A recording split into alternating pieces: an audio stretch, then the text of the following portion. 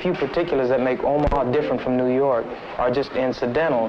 The problem exists because white people think they're better than black people, and they want to oppress us, and they want us to allow ourselves to be oppressed. This is the I agree with you perfectly. This is the basic problem. Then what do you that want to white talk to me people about? think they're better What's than it that I can others. do? I can't solve the problem. You guys pull the strings that close schools. You guys draw the boundaries that keep our kids restricted to the ghetto. You guys write up the restrictive covenants that keep us out of houses. So it's up to you to talk to your brothers and your sisters and persuade them that they have a responsibility. We've assumed ours for over 400 years, and we're tired of this kind of stuff now. We're not going to suffer patiently anymore. No more turning the other cheek. No more blessing our enemies. No more praying for those who despitefully use us. We're going to show you that we've learned the lessons you've taught us. We've studied your history, and you did not take over this country by singing "We Shall Overcome." You did not gain control of the world like you have it now by dealing fairly with a man and keeping your word. You're treaty breakers, you're liars, you're thieves, you rape entire continents and races of people. Then you wonder why these very people don't have any confidence or trust in you. Your religion means nothing. Your law is a farce, and we see it every day. You demonstrated it in Alabama. And I can say you because you're part of the whole system.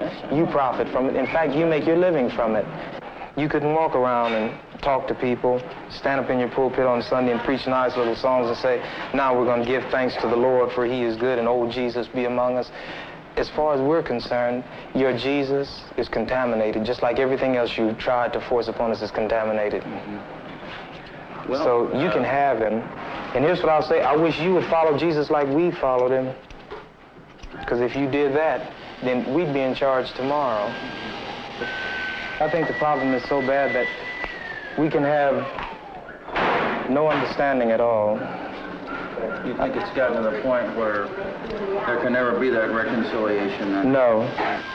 You talk about justice, and it means one thing to you, and we talk about it and means something else to us. And it'll always be that way. And I'd like you to know I have a terrible feeling against preachers, because I think you guys are the ones who are largely responsible for the problem in the first place. And you can accept it or not any way you choose. And for you, this may be an excursion, you know, across the line. What about the person that wants to listen? I genuinely feel that I want to listen. Well, if you listen and try to do something, you get kicked out of your church. See, that's the way your people are. Well, we do make changes, right? So the changes that have come have been drastic. God bless you, little brother. Come back and see us again sometime. And don't look back in anger. Thanks for taking it so well. He thought we were going to do in here like they do to us. If we went in one of their places, everybody would have jumped out their chairs and got some ropes together and hung one of us.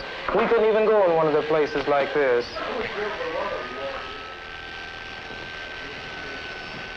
Right down here? Yeah. Right.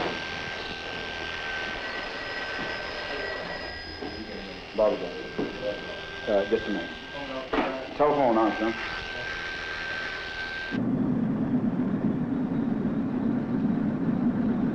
Well, here's where we are. We've confessed our sins. We've tried to open up and say, doggone it, we did this. We did do it. We're all guilty, terribly guilty. But what do we do now? Do we sit around in despair? If we do, then let's all knock ourselves off and get the heck off the earth. Or do we try to live together and work out a better life?